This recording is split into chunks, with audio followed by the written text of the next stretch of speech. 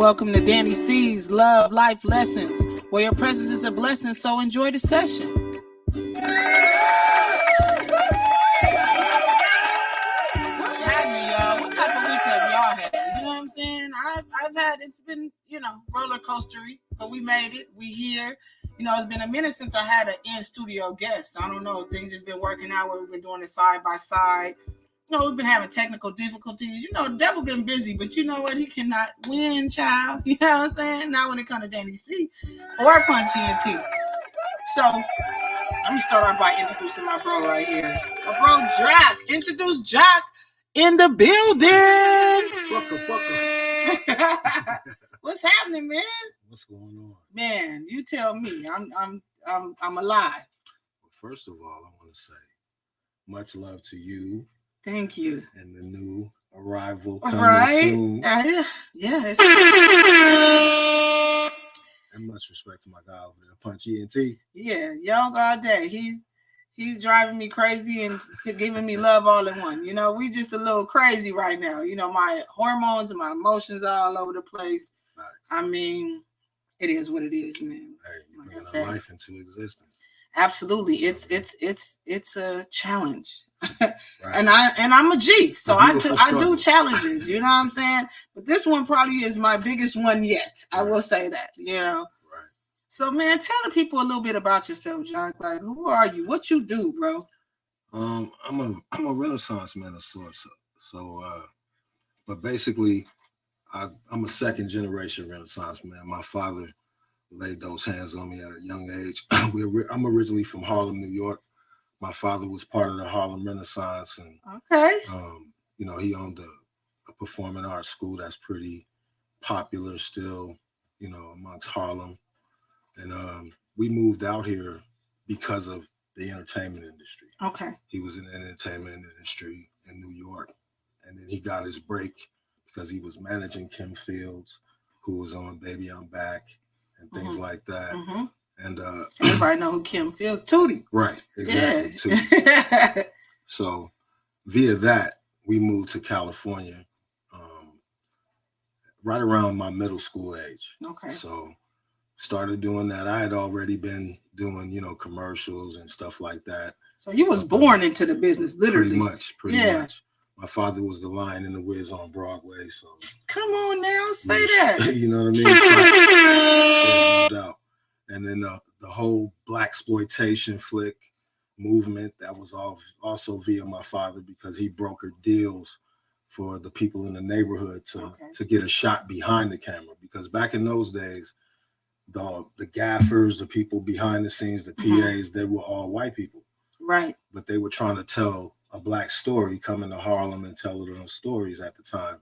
My father and Ron O'Neal, who was Superfly, my father and him actually wrote the movie about a pimp they grew up under in Ohio. Say what? Now that's super dope there. Yeah. So, he gave me my first dog. Afro. So your first dog came from Superfly himself. Exactly. That's my godfather. Man, wow. That's facts. So yeah. So then once we moved to Cali, we continued on. He continued on. He moved to Hollywood and Gower. He had a school there for years. My mom was a script coach. Okay. And she script coached for Janet Jackson. A lot of the child stars at that time came through my father's office, through his school. And he did that, as well as he taught higher mind development through metaphysics and things like that. So he had a big school, and still stands there right now on the corner of Hollywood and Gower, right up the street from Roscoe's. Wow, that's super dope, man. That's like, that's monumental. You know what I mean? To say just all those things that you say. Pops was a little genius right there. Pops had a vision. You know what I'm saying? Absolutely. And he did a lot for his community. He was always about community. He was in tons of movies, tons of, TV commercials, tons of TV series. He had a TV series called He's the Mayor with Kevin Hooks that was on for a long time. Okay. So he did a lot of things, but he still managed to always embrace the community.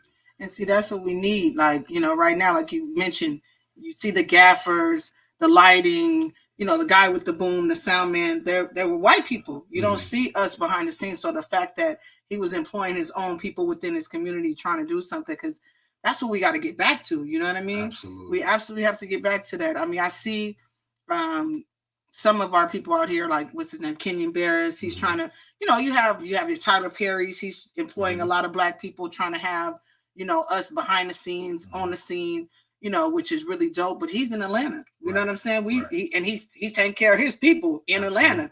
So we have to find a way to make sure that we bring it home. I mean, and shout out to those who do. Yeah. You know what I mean? Everybody's not able, but the ones that actually do something and give back, because one of the things is Black people are the biggest consumers. Yeah. You know what I mean? However, we're not consuming our own products. Absolutely. What I mean? And we need to strive for that. I know it's kind of hard because it's not a convenience. You don't always have the mom and pop stores in your area that you might need for that specific thing. Right. But we have to rise above that and also reach out. You know what I mean? Look for the information. Shows like this, what I mean, that promote Black businesses and Black, Absolutely.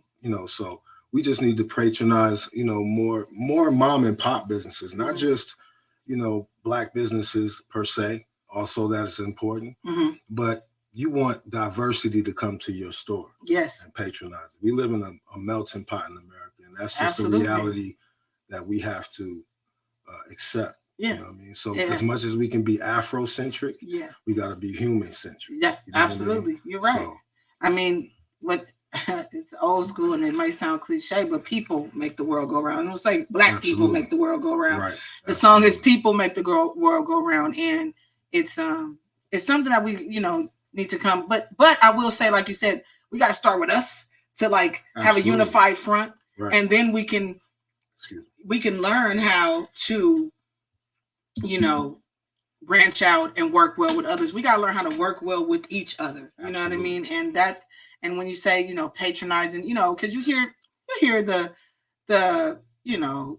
sayings that, that's why I don't shop with Black people. They always charging too much, or they always doing this and that and the other, and we're quick to that. But white people got high prices too. Everybody else has. I mean, but when it comes to us, we down it because I guess we feel like we should be discounting each other, or I shouldn't have to pay you as much as I'm gonna go and pay this Jew over here. But why? I don't understand. Why not? Wait a minute. Yeah, well, that's what we have to get out of our psyche. You know what I mean? When you talk about a people that's been through so much struggle, and oppression and pain and different things that our culture embodies, you have to be real patient at the steering wheel when driving your thoughts home and your points home to Black people, because we're hypersensitive, right? You know what I mean, to a degree. But I just think love is important. You know what I mean, to say it with love or try to convey that message with a bit of love. But it's not going to always resonate with everybody. No. So it's just one of those things that you got to you can't. I was just talking to Punch earlier, and we was just saying you can't change the world, but you can change yourself. Yeah. So things should spiral out from that. And, if each person did a little bit each day to change themselves, you know what I mean, it would make things a lot more easier, more pliable. We may be on this, and then we'll get on the same page, right? Because we both understand that, hey, okay, there's some things I could work on. But the thing is, everybody's perfect, right? it's you're the fucking problem, right? That's what it really is. Blame society. Blame society. Right. Everybody wants to point the finger, and that's why we run into what we run into. Unfortunately, as a people, I'd like to really see us do better. It's not just about putting dreadlocks in your hair and afros. Like I see the Afrocentricity coming back. Like everybody wants to. But that's cosmetic. Absolutely. That's cosmetic if you don't do that dark work, that shadow work. Internally. You know what I mean? Know thyself. Yeah, absolutely. Yeah, boy. Yeah. So you came over here with your pops, your family, and pops was doing that thing. But what really catapulted you, and what was your start? My start, I mean, like I said, I started out in acting. Okay. I started out I had commercials. I did all of that whole thing, movies, different things like that. Mm-hmm. And the turning point for me was I was up for the Bad News Bears. Oh, with man. I'm a Chicago Bears fan, yeah. so go Bears. And, everything Bears. And when my dad really wanted me to stay that path, mm-hmm. but when I turned 14 and I went up for that, I went to the screen test, which is the last level before they pick who they want to go with. Mm-hmm. So it was me and another kid. I won't say his name, but he went on to be a pretty big actor too. Okay. So, but what happened was I outacted them. They told my agent and everything, but they said, yeah, but he looks too urban. Yeah, you just too black. Look, yeah, right? Urban. When did they start? So they've been using that word and that bullshit for a long time. Exactly. So once my mom and my dad explained that to me, I was just like, bump this. Yeah. You know? I'm out. So that killed it for me. Mm-hmm. And then at 14, that was the time of my life where I was seeking my identity. You know what I mean? Right. So, I wanted to do something that was more pure. So I started playing sports, you know what I mean? So, because you can't deny, if I dunk on you, I dunk on you. Right. If I score, I score. You know right, what I mean? right. So, I put my passion and my energy into sports and became a pretty good athlete. And, was All-American in high school and football, All-City in basketball. Good. 5-time All-American in football in college, 4-time. And then played a little bit of NFL, and that was it. Yeah, but see, thankfully, fortunately, you had the strong mind that you had, because, going through that and hearing something like that could be damaging to a young black man's ego, and not only that, to his spirit. Like you said, it kind of soured you on that, but you didn't say, well, you know what, I'm just gonna sell some dope and go out here and gangbang then. Right. It's like, no, I can do a lot. I'm like you said, I'm a Renaissance man. I do a lot of other things. You know what I mean? Absolutely. I'm gonna go ahead and use one of my other skills that you can't deny me. Absolutely. And I guess you would, probably attribute that to your raising, your father, how he raised you to say, don't give up, son, or don't let that discourage you from all the other things and blessings and skills that you do have. Absolutely. Use them. You know what I mean? Yeah. So that's good, because I know some people, they've had that story and it went a different way for them. They decided, you know what, I'm not even going to try no more on none of that positive stuff or none of that, because they ain't going to pick me. You go in already with a negative mindset that, oh, I'm too black for everything. Mm-hmm. So I'm not going to even try anything else. Right. So that's a blessing you had the skills, because can everybody be All-American? Can everybody play basketball or football? Right. That could have been that one little kid's only thing, and you shot down this young man's dream. Absolutely. By even saying that, for that to get back to you. I'd rather, I don't say I'd rather you lie, but at a young age at that, normally that come with something else. Oh, right. You were so close, and sorry, but next time, and keep trying, Timmy, type thing. No, it was actually, I'm glad it came that way. Yeah. In retrospect, and even at that time, I was like, because again, I was at a turning point in my life to where I was like, I'm coming out that little boyishness. Mm-hmm. You know what I mean? And I was in a place where it's like, who am I? Yeah. You know what I mean? Right. And when and that's what probably happens to some of these child stars. They grow up doing Disney, and they, it's always a fantasy land, and they're always living in this existence that's just not realistic. Not realistic. You know what I mean? Because when I was doing the acting, I mean, I had I was the voice of Stymie in the Little Rascals cartoon series and stuff like that growing up too. And when I was doing that, I mean, you wasn't going to school in regular hours. Right. You wasn't dealing with regular kids every day. Yeah, you had like a little tutor, and they're giving you packets of work, and exactly. You didn't get the school experience. Facts. Yeah. So you didn't get that interaction. You know what I mean? And especially with the mass of people. You know what I mean? So, and then the kids you was interacting with was all just like actor kids. You know what I mean? Yeah. And so, with that being said, I realized, like, at 14, I was like, this ain't.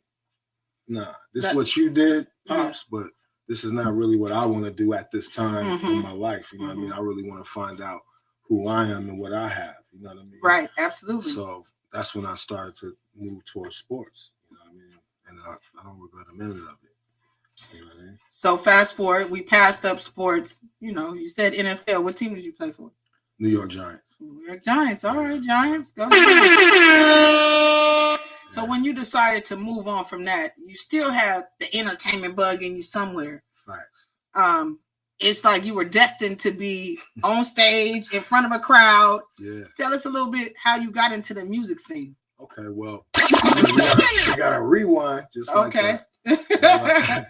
But basically, I've always, like, I saw hip hop when it was at its infantile stage. Mm-hmm. I was walking out of the building, and the dude was beating on the steps, and the other dude was spitting, was rapping about what was going on in the moment. Yeah. And I was captivated.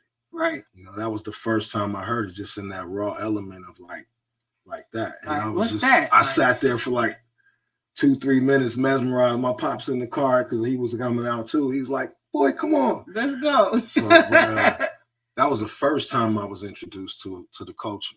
And it was like I said, captivating from that moment. Sparked you. Yeah. Just like that.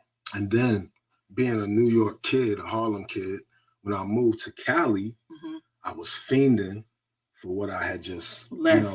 So my friends used to send me tapes, you know what I mean? And I used to get tapes of the Treacherous 3. I used to get tapes of Starsky, you know, Funky 4 Plus, all of the pioneers, you know. Shout out to them. And it's the 50th anniversary. Yes, shout out to Kaz, August. Yes. You know, Grandmaster Kaz and all of the pioneers. And then basically, so when I moved away from New York, I craved the art. I craved the culture. So I called myself trying to duplicate that in Cali. You know what I mean? I was the kid going to school with shell toe Adidas and Lee jeans on. They probably looking at you like, where this cat from? What you got on? Right. So I was that kid, but I was fresh though, because I could break dance better than most kids. Okay, right? We was a little bit more advanced in break dancing. Yeah, absolutely. But y'all had the pop locking game. I mean, we have to give credit where credit is due. I mean, hip hop was birthed on the East Coast. We know this. Right. And so you being in the, like you said, the infantile stages and coming over here, I mean, you probably open somebody, you spark somebody else though. You know what I'm saying? We're showing them like, okay, this cat, he's a little weird, but this is cool. What he doing? Like, what's this? What's up with this? You know what I mean? We were probably trying to get there. No doubt. Yeah. And shout out to Michael Calfani. You might not know him. He's one of the founders of the LA Breakers. Okay. Okay. And so this moves the story a little further along too, actually, because I got engrossed into hip hop first through the dancing culture. Okay. Right. And I used to break dance and do all of that, popping and all of that. And my father had a studio, like I said, in on Hollywood and Gower for years. And during the craze of hip hop dancing, I was into it. I met some LA breakers. Okay. They was practicing down the street on the pavement on Hollywood Boulevard. I think it was like Hollywood and Vine or something like that. So I joined in. We became friends. And so I asked my pops, because he had one of the floors in his studio, because he had different rooms, had a dance floor. So, perfect. So I was like, yo, Dad, we need to spin on our head. Yeah. He was like, what is this? But he was cool with it. So we start practicing up there, and they start coming up there like 2-3 times a week. And they developed the LA Breakers literally right there in that little hub. In your pop studio. Yeah. Like you saw it be born. That's pretty dope. Absolutely. So nice. That was cool. And then when I got directly involved into the music aspect, I used to beatbox for friends. You know what I mean? I had a nasty beatbox in high school. And then one day a friend was in a cypher battling a kid from another school. A kid from Taft came to our school. I went to Cleveland High School in the Valley. Shout out to the Cavaliers and all of that. But yeah, so they came to our school. They sparked up a battle with this kid. I'm beatboxing for the kid that goes to my school, and then he was like, "Hey man, I'm running out of rhymes. Hey man, you should rhyme. It's your turn." I was like, how you know I rhyme? Right. But I did have a couple 16s I had. Okay, in the cut. He was like, I got something for you. Right. Yeah, boy. So my boy Jarazlo, shout out to him, Project Blowed, who's a underground cat, in the history of the underground of West Coast hip hop. He started beatboxing for me. And we had a little crew. So I started spitting. And then from there, you know, everybody's like, yo, that's what you should be doing. You know what I mean? So, but I had an affinity for it from that point as far as the MCing aspect. So I just went to studying, you know, studying the greats and, you know, studying the music and the art form, which I love. I mean, I love it. I love to listen to music, good music. I love to listen to good MCs. So I just kept doing it, and I still do it. Yeah, and see, you know what? I think the key word you used was study. You know, these kids nowadays, they just, you know, not knocking them because they're innovative in their own way, they're creative in that, you know, but you know, the fact that you took the time and see, you saw the evolution of hip hop. Like for us, it was like, just start rapping. Right. We like, wait, we were breakdancing first. You know what I mean? And then it evolved into, you know, now we're making beats on the side of the steps. Right. Like you saw the evolution of it.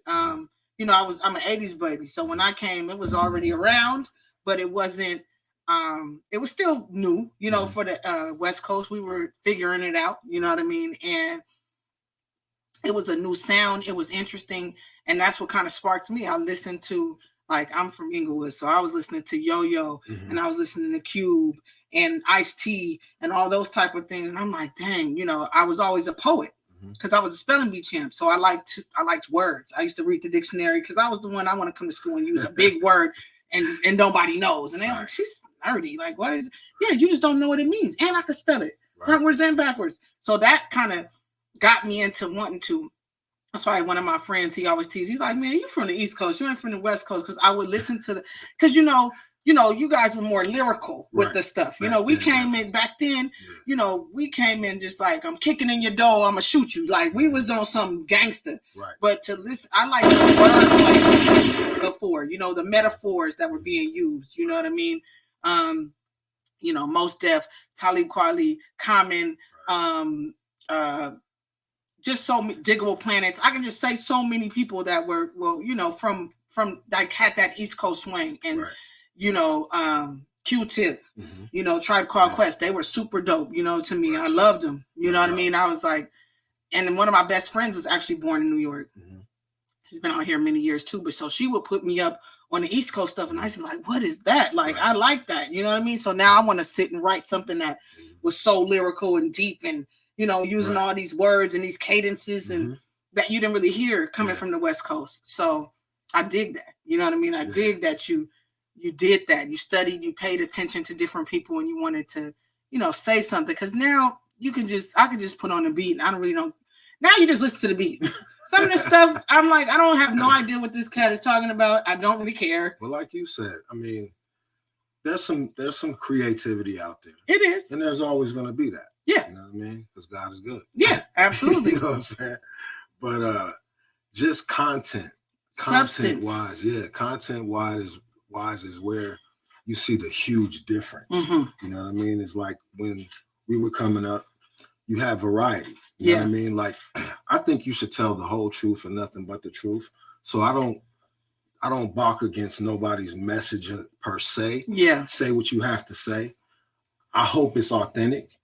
You know what I mean? I hope that's really your story. I hope it's really, but you know what I mean? The reality is it's not. That's asking a lot. That's asking way too much. Exactly. I guess Outkast said it most. The art of storytelling. You know, people started telling stories, not necessarily their stories, maybe something that they saw, you know, somebody else go through to experience or heard about. Absolutely. Yeah, not you something that they lived. Yeah. No, I'm not saying like, because I think some people have a issue with trying to keep it too real. You know what I mean? Like when keeping it real goes wrong. Yeah. You know what I mean? That type of shit. You know what I mean? Because it's like, at the end of the day, it's like, come on, man. We are not here to stay the same. Yeah. We are here to evolve. So what you was doing when you was 18. Yeah. I just hope you're not doing that. That same thing, right? Yeah. You know what I mean? Yeah. And you're right about that. And that's what gives way to the genre that I belong to, we belong to, is adult contemporary hip hop. Because hip hop is 50 years old this year. Right? Shout out to that, you know, because it started 08/11/73. Get your history. Absolutely. But at the end of the day, you know, hip hop, a culture. First of all, we talking about a music. Yes. That's music. Hip hop is a culture. Yeah, it's a way of life. Right. And so every culture has to have elders. Right. Okay, so how you gonna eliminate the elders in hip hop? Yes. Well, the powers that be can't control elders, can't control intelligent or enlightened people. They want to control the youth. They want the youth. That's why there's a lot of ageism in music right now. Is because the powers that be can't control the people who are being emancipated mentally and maturing. Yeah. You know, a mature adult or getting the advice of mature adults is not what they want. So they want rappers to fade away after 25. Yeah. They're cool like, oh, you're too old to do this. But it's like, if it wasn't for me, there'd be no you. Right. The machine will just keep eating you up, spitting you out, and keep going. Right. You know what I mean? And they'll usher in a new one. You Yeah. know what I mean? So, you know, the value of the music has to go back into the content. And I think that's what's actually happened, because to the point that Billboard hadn't really charted no hip hop this year, and first time it happened in what, 30 years or something like that, something crazy. That's a sign that, like, okay, what are we doing here? Right. Like, what are we talking about? Right. You know what I mean? Because if you talk about things that people can relate to, which is the whole point I like MCing, is to connect. Yeah. You know, when you're talking about things that have something to do with life, you know what I mean? Everybody's life. Now, everybody's not popping collars and hopping lolos and having jewelry and, you know what I mean? And the baddies all over the pool. You know, like, that's not everyday life. Absolutely. You know what I mean? The more people talk about what's actually happening on the front lines and what's actually real to them, the music will go back up.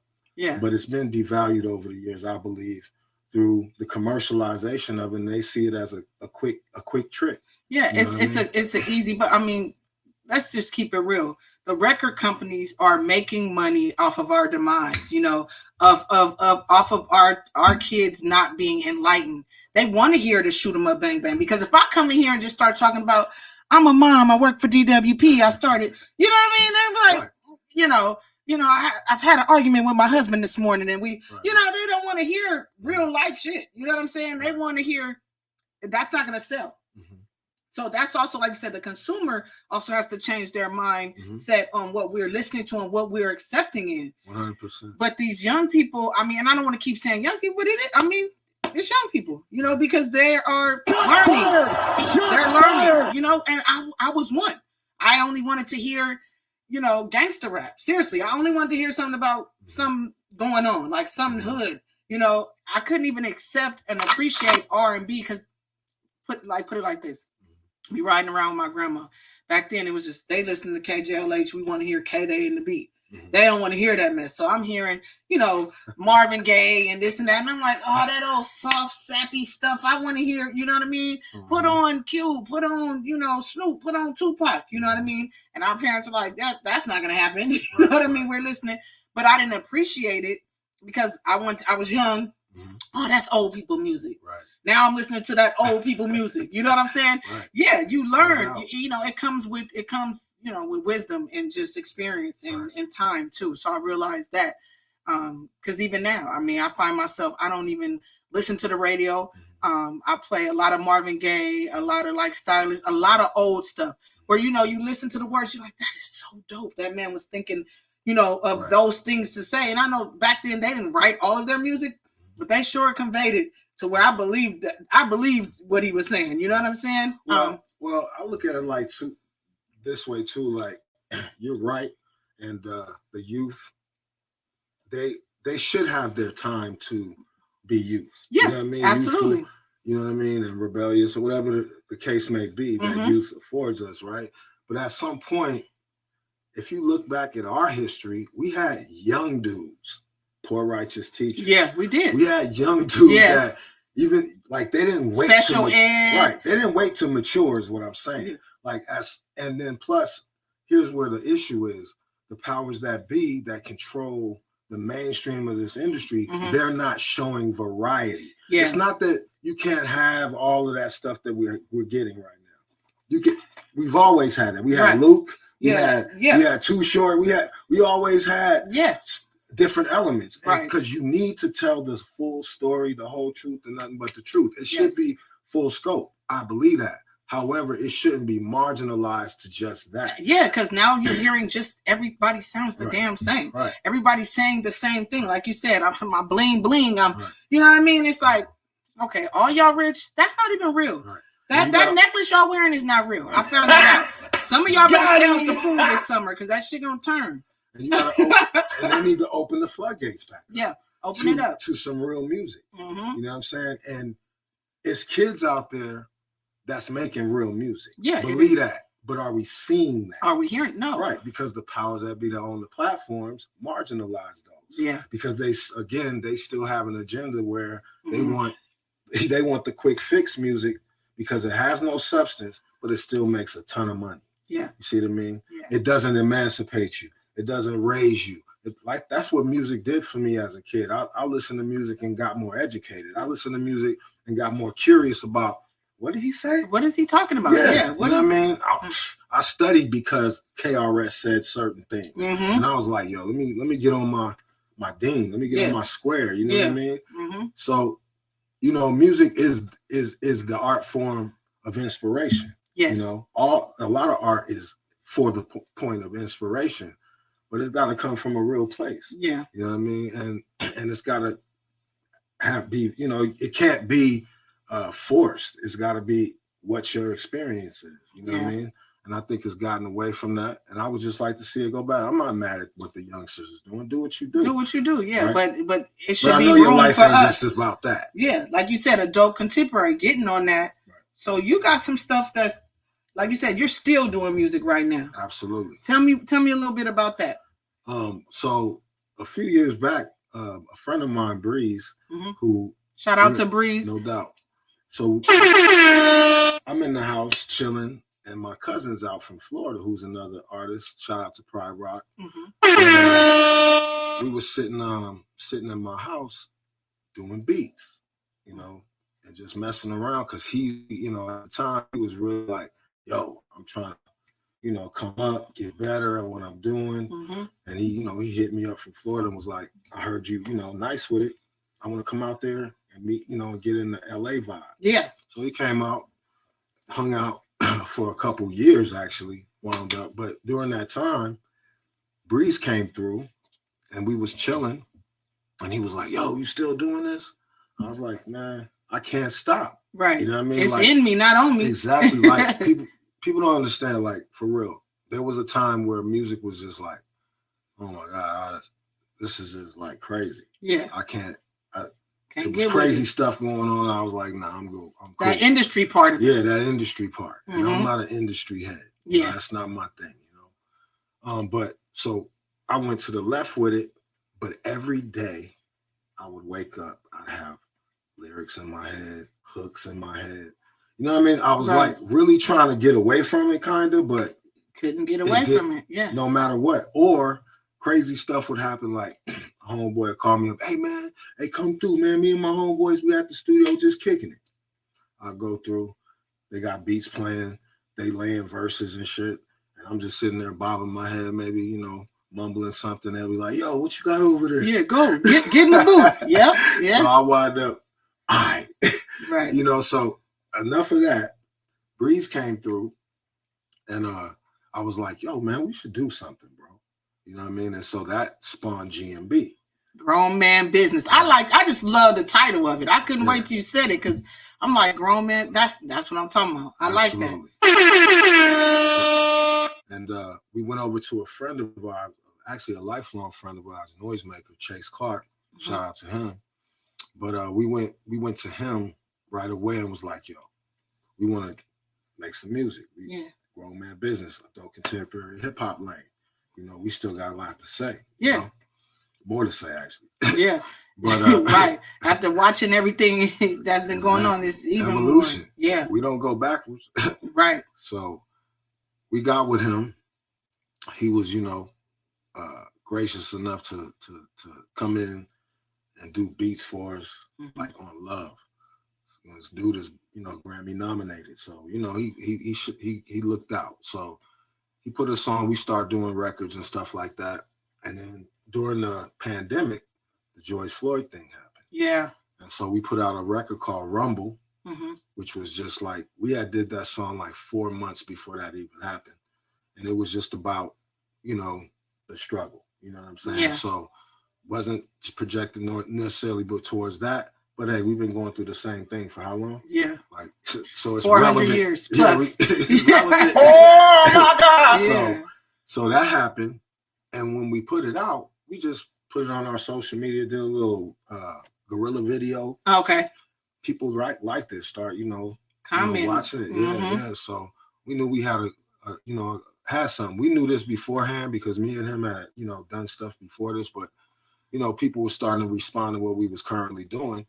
So we just kept going and doing more songs, and we got a huge catalog right now. And so we just recently decided after the pandemic we was gonna band together and put it out. So we start putting out music, and he's got a solo project. I got a solo project called JFX, the Jahk Fann Experience. And but we decided we were gonna put out these singles that we've been sitting on, and so right, because you just dropped one on the 4th, right? Exactly. They debuted it on the Wake Up Show. Shout out to King Tech and Sway. All right. For that, So, but that was cool, and they played it again actually this Monday too. So okay, they dope. Some extra spins and stuff like that.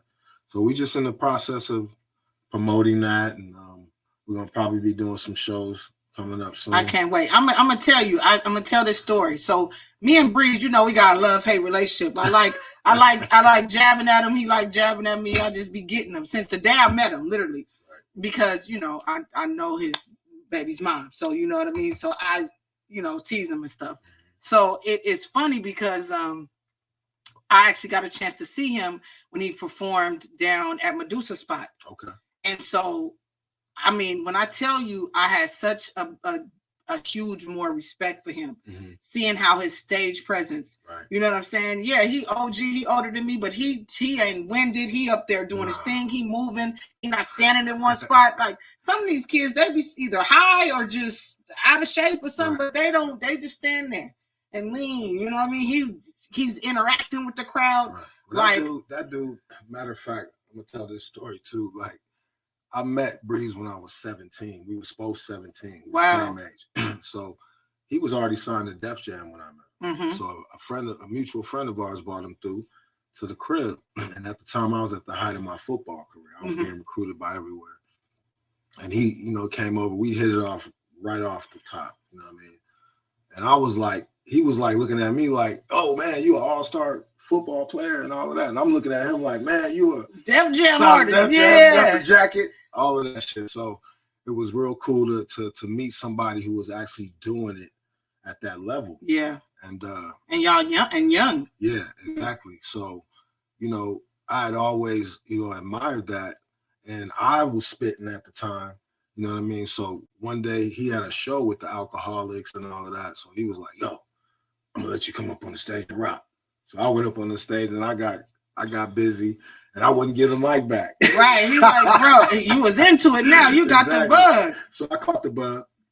But consequently, years later, we, once I stopped playing sports, we got together and we did a series of, groups and group records and stuff like that. And over at LA Posse, actually, Hollywood and Vine, shout out to Muff and Daryl.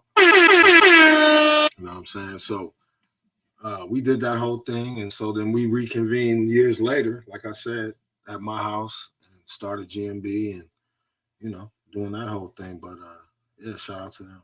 Shout out, nah, man, that's a story. You know what I mean? I like people that have a story in a background. It's not what you just see today. Our phone is already, I haven't even opened up the phone lines and the phone is already like ringing off the hook, Jahk. So they want to talk to you, the people y'all want to, but I normally come to the part where I do a Dani C segment. I haven't done that in probably a couple of episodes. And so even though I want y'all to call, ask Jahk any questions, talk about whatever you do, give him a shout out, whatever you want to say. Hey, that's my bro. I know him, whatever the case. But I also want to bring up my topic, which, I got to talk to the people. And this, we were talking about young people. And in the past week or so, or a couple of weeks, there has been Kiki Palmer, which is the Keela B. Remember the Keela B? And she's on, I think, The View or one of those shows. Don't shoot me if I don't know exactly one because I don't watch the shit. But Let me open up this phone line. Got him. Got him. All right, looks like we have a caller. Caller trying to get through. Can you hear me? Yeah. Yeah. You All doing, right. Jahk? You recognize? Do I recognize your voice? Keep speaking. You sound like Big Dad, sort of. It's Chase, bro. Oh, damn, man. You sound real baritone right now, bro. What you doing? You know, there? people be switching it up when they on the radio trying to put on this Barry White voice. You know me sound. You know you squeakier than that. What you got? It might be true. You got a cigar and some cognac or something? What's that? Yeah, you know how I be doing it. You know real well. No doubt. On the line right now is my guy that I talked about, Chase Clark. All right, shout out to Chase and that amazing work you've been putting in and helping my bro do his thing. I think it's amazing everything that they put out. Y'all do your thing. You know, it's timeless, sounds good, and it's amazing. Thanks. Thank you. I appreciate that. Thank you very much. Oh, you're very welcome. Yeah, so I want to call, shout you guys out watching the show. I like what is being spent tonight. I heard, like, we're moving the culture forward. I think that's what's important. Absolutely. And putting out timeless music, great music. Just like you were talking earlier about an old record, you can hear it. It's a certain way. It vibes a certain way. Feel in a certain way. It's like, that type of music that we that's going to stay around for, quite a while. It has staying power. Absolutely. That's what a classic is. That's right. Timeless. Dateless. Yeah. Can't date it. Nope. Can't date it. Absolutely. Yeah, and I'll say, working with as an MC, he being a producer, he's funny. And vice versa. I'm hard on him. I feel like because of the combination, that's how we come up with music that we do. And that's presented to the world because we are so hard on each other. I feel like at the end of the day, when people leave their emotions and feelings at the doors, come in and they sound this music, it creates a top situation. Yeah, you guys make each other accountable. Make each other accountable. Hey, bro, now come back, go back in there and say that again. Iron sharp as iron. That's right. Absolutely. Iron sharp as iron. Yeah, absolutely, 100%. And it's like, I appreciate him being around. I appreciate working with this talent. I appreciate what I have to say. Yes. I appreciate who he's trying to reach, the generation trying to reach. Music is so powerful. And he's painting a picture right for me to see it. And I'm glad to be a part of it and kind of quarterback the whole situation where, I bring him to life. We need the average listener like or the listener. Yeah. I appreciate, like I said, I appreciate all the love, definitely. And it's like, we talk about some of the best. Just hold that. I hold that accountable. I hold accountable to myself. Accountable to a lot of that I work with. Like I said, Jahk steps up. He really steps up. Good looking, bro. Thank you so much. Absolutely. Thank you for giving us a call in. We definitely gonna run up the realest. We're gonna make sure everybody tune in, make sure they listen to that, play it a million times, because it's hot. It's a hot track. It's absolutely hot track. We appreciate you taking the time to listen to the show. And I'm put off with I like about the realest. All right, absolutely. Right. All right, y'all. I appreciate the show. All right, thank you. Have a good one. Thanks for calling, my G. Absolutely. Yeah. All right, bro. That's dope. That was super dope. He called in. I know. I was like, wait, okay. I know you. And I always give my guests the opportunity to shoot the number to their people, so in ahead of time, because sometimes people miss it when I say it live on the show, and they're like, well, what's the phone number? And they texting you while you're on the show. So shout out to Chase for taking the time out. You know, we shouted him out. The realist is the realist, you know what I'm saying? And you working with the realest guy that's sitting next to me. That's why I've been trying to get this guy on my show for a long time, which y'all fail to realize. He's, like you said, he's a Renaissance man. We talking about music right now, but he does so many things. And we're gonna get into that too. But I do want to tell the people my topic. So Keke Palmer got pulled up on stage by Usher. Okay. She's a new mom. She's got a boyfriend. You know, baby daddy's, I guess, at home watching the baby, and he's looking on the internet the next morning and sees his baby mama in some sheer pants, turn her butt around, showing Usher. He got a little bit in his feelings and went online and just said, like, you're a mom. Like, you know what I mean? What are you doing? And so people have been like ripping him to shreds. And I have a different opinion of it because I'm married. Now, they aren't married. You know, people are bringing up, well, she's probably the breadwinner, so that means she could disrespect her. Like, what does that have to do with anything? Like, he felt he didn't like to see that. I'm sure even me, I'm not on their level, but if I went up on stage with Usher and I had on some sheer stuff and I turned around and the way he was looking at her, he was looking at her like a whole steak dinner. You know what I'm saying? She's in a relationship, new mom. So people are like downing him for even saying something online. Well, he should have pulled her to the side. Well, it was a public thing though. So everybody the next morning, you guys were all commenting and thought it was cute and funny. And oh yeah, you know, Usher got her out there. He looking at her cakes and this and that. So he's still a man, you know what I'm saying? At home, her man is like, yeah, that has to be a little. Supposed to look at her. I mean, like, yeah, he's feeling some type of way. Like, damn, why my girl up on stage looking like that? And now everybody's commenting, saying, yeah, you know, oh, he's body shaming her and all. He didn't body shame. He just like, you know, the mother of my kids. I really don't. That outfit is a little much, you know, and just the fuel that they put on that and made him look bad. So I wanted to open up the phone lines to also talk about that.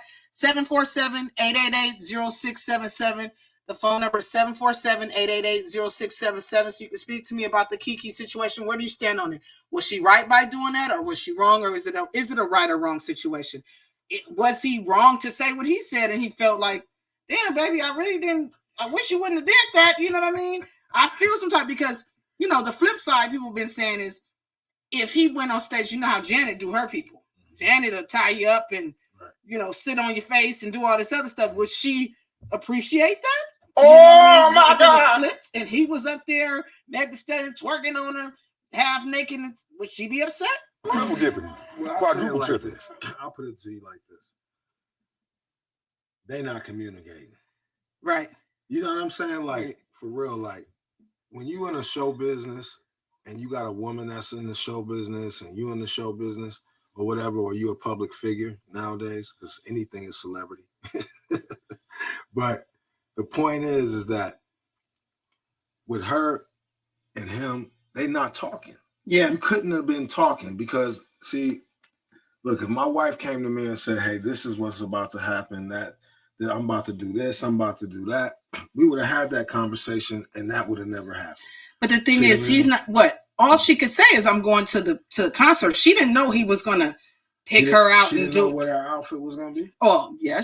I'm sure she knew what her outfit. Yeah, okay. Like, there's conversations because, okay, so if you care about your man and you care about your woman and we represent each other out in public because if I'm connected to you, I'm representing you inadvertently, right? Yeah. I'm going to talk to you about what, because I'm sensitive to the fact that somebody might spin this. Yeah. And if you a public figure, you got to be groomed in the mindset that you got to talk to your significant other because you know what the media will do to it. Looks like we got a caller. Yeah. Hold on, caller. Don't leave me. Caller, are you on the line? Can you hear me? Yes, I can. Hello. Who are we speaking with?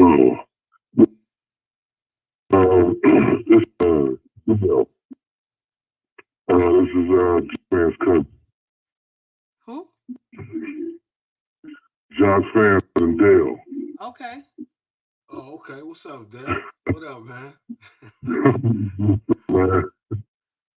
Now, well, you know, I don't know about the Keith Palmer thing, you know, but I was talking about my cousin the other night. I was envious of this that when he was a little kid. That he had that aura about him. And you can look at him now, it's like Jesus walking. You know? He's a special guy. I've been able. Oh yeah, I mean, like, you walk into a room, you walk into a room, and I'm like, I love my hey. He's my brother. He ain't my cousin. He's cousin my, you know, fan blood. The best of my. And I was in awe of him when I played sports, and I was in awe of him when I first heard him spit. Wow, he has integrity begging him to give them something. To the radio, he was like, "No, I'm not ready yet. I'm ready yet." He wasn't ready. You know, the dope one that they had ever heard. This was back in the, what was that, back in the late 80s, early 90s, the Wake Up Show? Yeah, the Wake Up Show and all of that. Like 94, 90, yeah, 92. Yeah. So he had given up for a while. And he was sad for a minute. He tried to get away from him, you know? And then when he came back, it was better. And so after that, and I said, you know, we didn't get too old for hip hop, you know, and it's still the essence of the real hip hop culture is still there in this kind of, you know, walk the way he talked to things, he talks about. There's a lot I can say about this man, right? I love him so much. This cat is it's time. I believe it's time. And I think, you know, we're going to see some things. You know? Absolutely. Man, I appreciate you giving a call in, and it just shows the support. I mean, because definitely in this game that we're in, you got to have support of your people. Absolutely. You know, some people like, well, that's his cousin. He going to say that. But you know what? You need.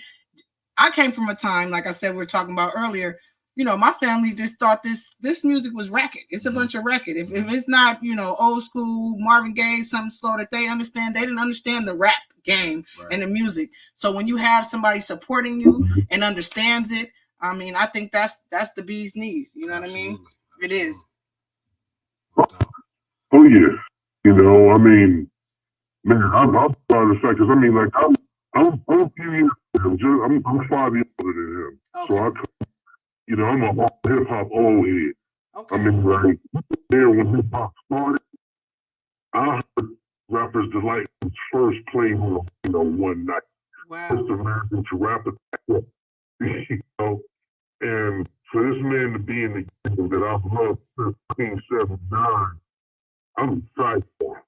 I'm excited. Man, absolutely. I told him the other day when I saw him, like, man, I'm proud to call you fam. You know what I mean? I'm proud to say that I know him. And, you know, I think he's very intelligent, you know, the way he speaks and just, you know, just the respect level I have for him because, I mean, he's a cool dude. Like from the day I met him, just cool dude. I had to have him on the show. And I'm just, you know, I'm excited. I'm excited for all the things that's coming for him and what he got going. And, you know, you got a lot of people that are haters. I'm never a hater. I want to see my people grow. And, you know, he's the type that also puts you on like, hey, this is what I heard. This is what I know. You want to get down with this or let me put you, you know, and you don't have a lot of people that are willing to share the wealth, share the knowledge. And he's definitely a giver. This brother right here, he definitely is a good dude. And it's not a whole bunch of them left, unfortunately. It's not a whole bunch of us left like that. You know what I mean?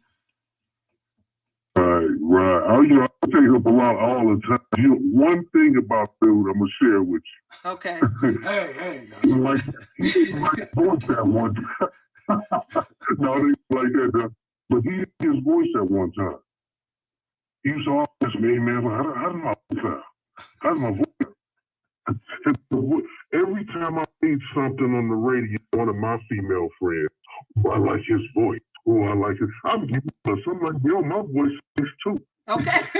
But his voice, not just because that's probably he's understanding, you know, or listening to himself and being able to project and enunciate like he wanted to, and finally getting used to his voice. Yeah, absolutely. It was a process. Yeah, I mean, I was teasing him before we went on. I said, dude, I know these mics are so good it can pick up a rat pissing on cotton, but don't get on here and get your Billy D on and then get all low and because I get a lot of people like that. I'm like, bro, I can't. Come on, man. Now you got to lean in, because I tell people I don't want them to feel like they got to lean into the mic, because it's going to hear you as long as you project. Don't get on here and start getting smooth, ladies and gentlemen. Yeah, man, don't do that, because then I get to watching the show back. I'm like, man, I can barely hear this dude, man. Why he come over here? That's how you normally talk. So yeah, absolutely. Man, we're getting close to cutting time. I appreciate you, cousin, for calling in and just listening to the show and supporting Dani C's Love Life Lesson and my boy Jahk. I know you're going to always do that. Make sure you keep tuning in. We here every Thursday, and you have a great, great night. All right, Cuzzo. Y'all look good. That's all up on my 70 screen on the wall now. Thank you. That's what's up. All right, Cuzzo. Hey, John. All right. Good night. Yeah, man, that's pretty dope. I don't know what's happening with my system, but that's not them talking like that. But you heard when I tested it and called. Yeah. No, but I mean the deep, very white voice that it's putting on everybody. It didn't do that when I tested. Right. But we'll figure it out. It is what it is. I'm glad they gave them, people that are calling in. I appreciate you calling in. They gave you an AI voice. Yeah, that's what I'm saying. AI might be trying to take over my show, man. That's what I'm saying. We got one more show before the season is over, and we're gonna work out a lot of these kinks. And you know what it is? Really, we're gonna have our own platform. We got to start. I'm not putting. I'm gonna say this. Y'all might shut me down, IG, but I'm not putting no more money or no content on y'all. Y'all gonna be coming to PunchEnt page.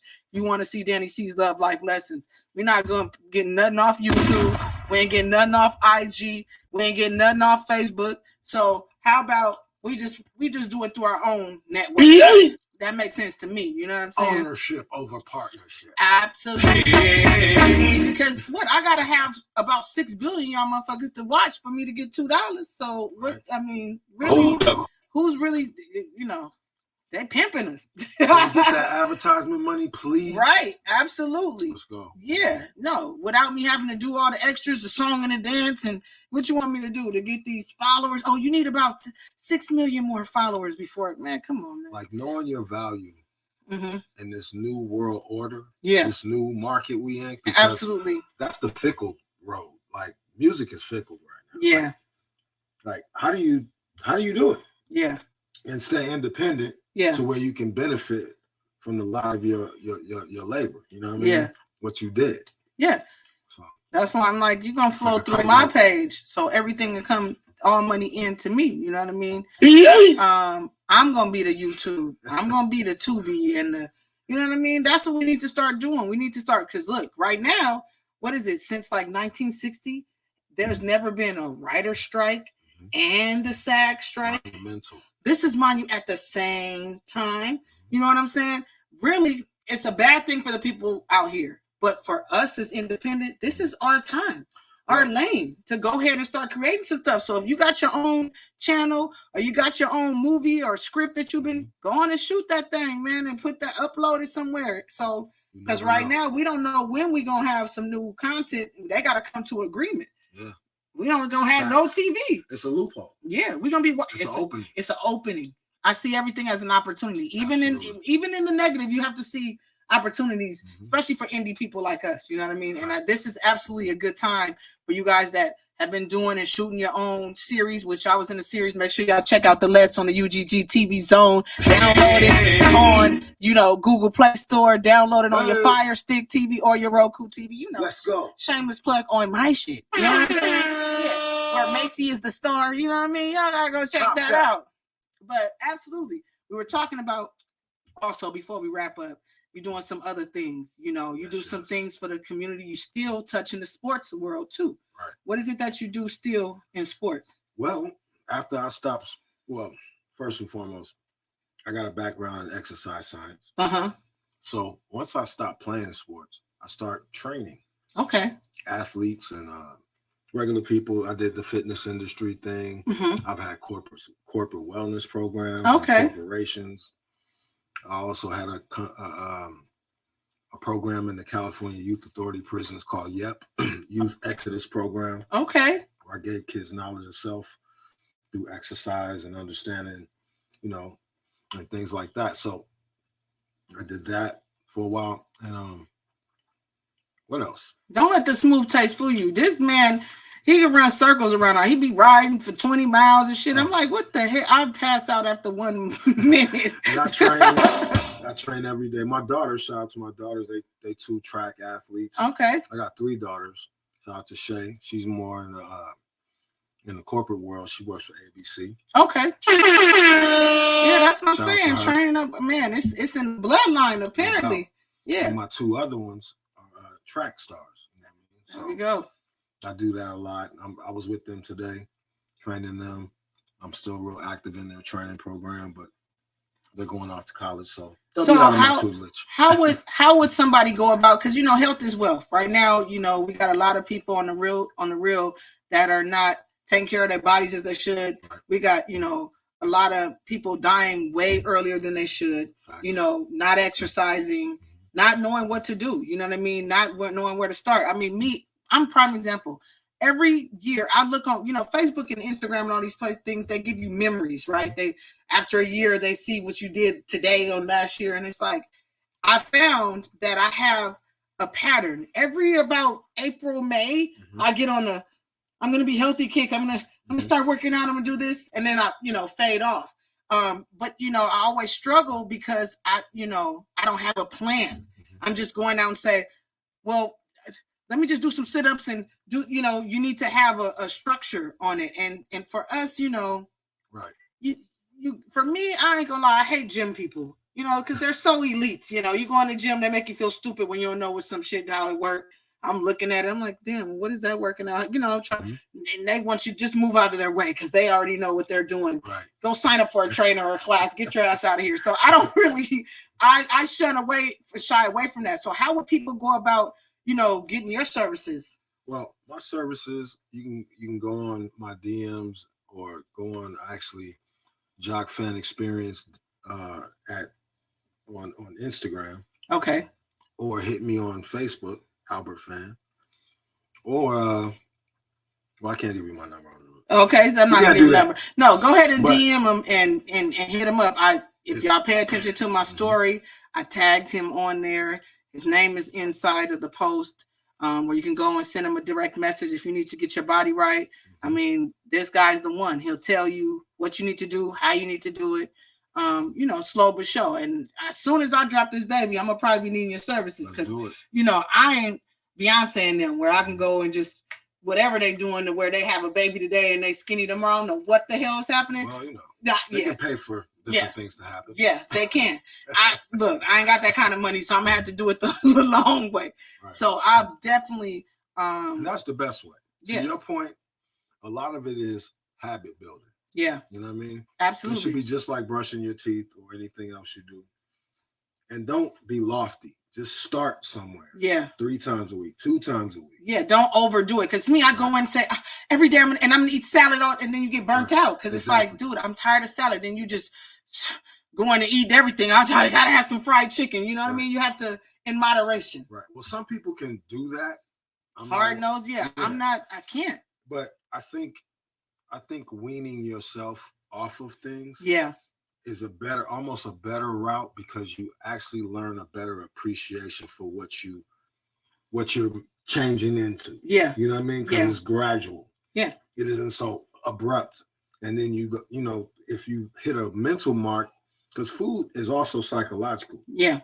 As much as it's physical and there's the calories and you gain weight and it's physical, it's psychological. If you don't have stuff that satiates you, make you feel good, taste good. Yeah. You're not gonna You're not gonna eat it. I'm not gonna eat bean sprouts every day because you know what I mean. Oh, I heard just eating that. It makes you. It's disgusting. I'm gonna tell you. I tried all of that. Or I'm just gonna go on a fruit fast, a water fast. Then I'll be cussing everybody out by the second hour because I'm hungry and I'm irritable. God, please, no, right? No. And then people today are like vegans and different things. Like that shit is like it's like a political party. Yeah, I'm a vegan. Yeah.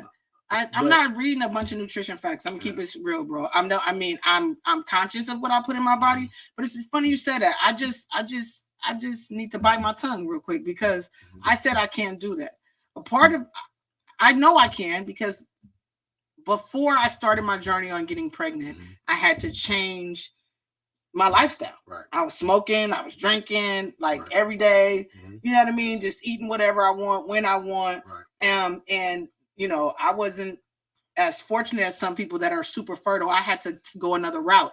And so I had to make these changes because it didn't make any sense. I spent $20,000 to have a baby. Right. So to go through this process and still be smoking weed and, you know what I mean, drinking alcohol and, you know, hanging out and doing all the other stuff that I really didn't have no business doing. So I can say, yeah, I do know how to stop. And I had to train myself. And really, it's no waning with the weed and the drinking and stuff. You really just got to stop. Yeah, so I did have to just you just got to stop. And it was hard. Like the first day, the second, I mean, I was irritable. I was probably not the nicest. Shout out to Jahk. He's a tough brother right there. That's one tough guy. He didn't put up through a lot of shit. Almost 20 years. You know what I'm saying? But really, it was a process for me. And I wasn't the happiest about it. You know what I mean? Because I'm like, people smoke and drink every day and they get pregnant. Why do I have to make all these changes? But that's not the plan God had for me. And I had to, my journey was different. A deeper message in there, right? Obviously. Even though I threaten him every other day, like I can't wait to have this baby. I'm going to have 25 drinks. I'm going to go to Bahamas with my girls. You stay here with the baby and I'm just going to get drunk as I ever can.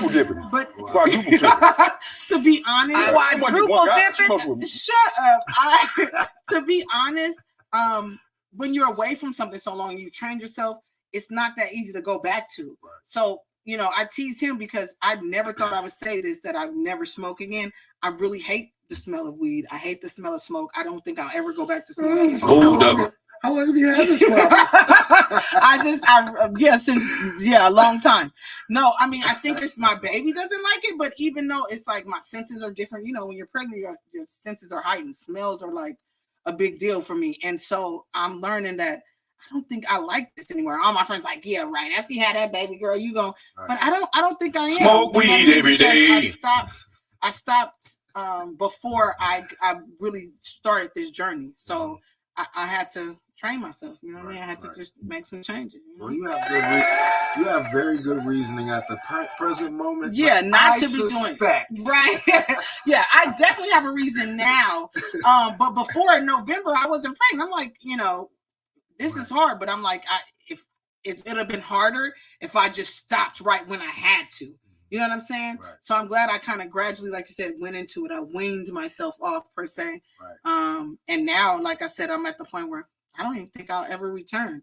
You know what I mean? I'll find other things to do to have fun, I guess. You know? Yeah, it's all good. I mean, hey, do you have wagers on this? No one has put a wager on it yet. You guys should make that part of the show. Yeah. We have a segment where we're gonna make a bet that let's see how long she don't smoke again. Will she smoke or will she not? I don't see it happening. I might eat an edible, but I don't think I could. I just really don't like smoke anymore. And then, you know, you start thinking about it like, you know, not diss to my husband because, you know, he gonna do what he do. Right. But I look at it and I'm like, damn, is that how it was? Like you know, before you go, you have to smoke to do everything. Right. You know what I mean? And then you go into places and you like, damn, was I smelling like that? Like, babe, you need to go air out or something. You know what I mean? So you start just thinking of it in a different way. And I'm getting ready to be a mom. So maybe God is also conditioning me to be like, well, you got to be an example for your child. Right. Whatever the case is, it's really it's off-putting to me at this time. Right. So yeah, y'all can put y'all money up. I think I'm gonna probably most likely stay away from smoking because I used to smoke Black and Mild since I was 13 years old. That really wasn't good for me, so I stopped the Black and Milds. You know, the weed. And like the problem for me, I didn't think it would be. The alcohol probably is the most, because when you go with your friends, it's all these cute brunch spots now. It's right, like, right. oh, let's go have, Let's you have know, mimosas. bottomless. There you go. I was just at the spa this past weekend. They were bringing my friends mimosas shit. I'm like, give me an orange juice, goddamn it. You know what I mean? Because that's all I Let can me do. live the fantasy at least. Right. Let me smell your cup. Throw a That's little all I water can in do. there. Lighten it Right. up. No, what I actually did, I was like, I'm gonna have a mocktail. I mixed up orange juice and pineapple juice and pomegranate juice, and was like, oh yeah, it's something. You know what I'm saying? It's something. So yeah, man, I know we didn't went over our time, but that just means because we've been having a good time. No doubt. I appreciate you stopping by, man. Man. And outside of this, we fam. Like right now, y'all just seeing this part of the show, but this my bro. He There's come gonna over. Be an after effect. They're absolutely gonna be after. When these cameras go off, we still gonna chill. You know what I'm saying? So yeah, I guess we're at the point of no return. I want to start by saying thank you, Jahk, for coming by. Thank you to all of our calling. Thank you for tuning in to Dani C's Love Life Lessons. I hope your presence has been a blessing. I think I probably said it wrong. You know, I got pregnancy brain. I'll be forgetting shit now. No, your presence has been a blessing. We are at episode 9, season 3, man. Do y'all remember we started this back in November? Look how time flies. Next week, we got a finale show. It's going to be out of this world. And make sure you tune in. Same bad day, same bad time.